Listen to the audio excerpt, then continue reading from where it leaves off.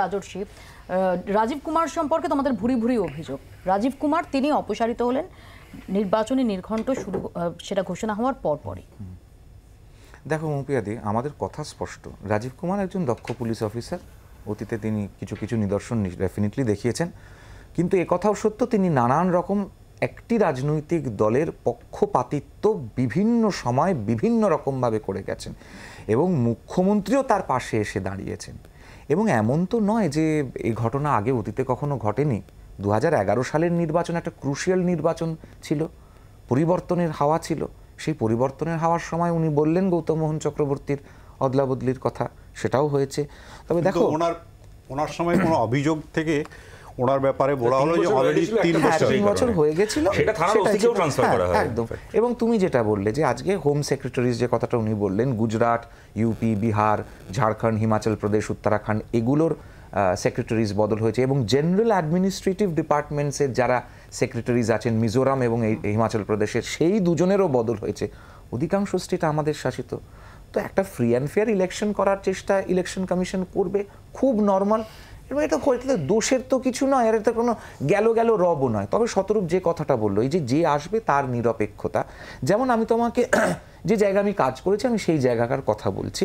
কৃষ্ণনগর, এখানে যে জিয়াউল আছে, এখানে যে রাজীব শেখ আছে, এখানে যে জুব্বার আছে, এখানে যে মিঠু শেখেরা আছে, বেথুয়ার টোল প্লাজা পেরিয়ে গেলে বাঁ হাতে যে জায়গাটা সেটা হচ্ছে জুব্বারের আর্মস তৈরি হয়। ওখানে তুমি আর্মস পাবে, বোমা পাবে, নানান রকম ম্যানুফ্যাকচার হয়।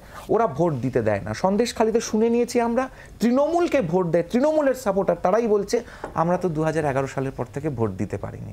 এমন নয় যে তারা বিজেপির ভোটার বা সিপিএম এর ভোটার বা কংগ্রেসের ভোটার। তো এই জিনিসটা ওখানকার লোকেরাও বলছে এবং সংখ্যালঘু সম্প্রদায়ের লোকেরা বলছে যে আমরা ভোট দিতে পারি না, আমরা ভোট দিতে আমাদের দেওয়া হয় না।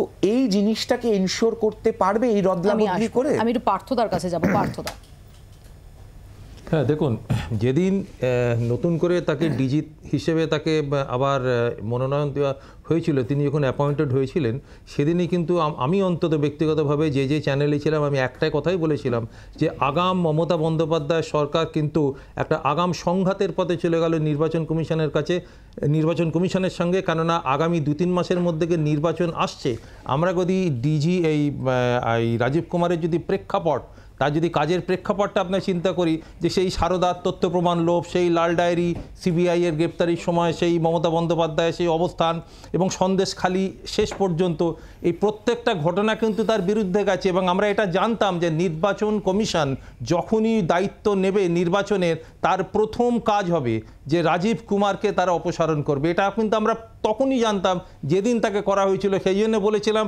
যে একটা আগাম সংঘাতের পথে চলে গেল কিন্তু তৃণমূল কংগ্রেসের সরকার। আর এখানে যে কথাটা দেখুন বলা হচ্ছে যে এখানে বিজেপিরও বিভিন্ন রাজ্যের যারা স্বরাষ্ট্র সচিবকে করা হয়েছে, মানে অপসারণ করা হয়েছে।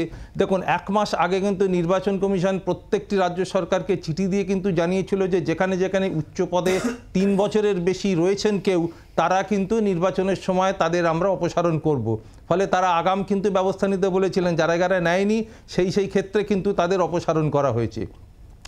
আর একটা কথা হচ্ছে যে এখন যিনি এলেন তার বিরুদ্ধেও কিন্তু অভিযোগ আছে, মুখ্যমন্ত্রীর নিরাপত্তায় গাফিলতির অভিযোগ কিন্তু তার বিরুদ্ধে আছে।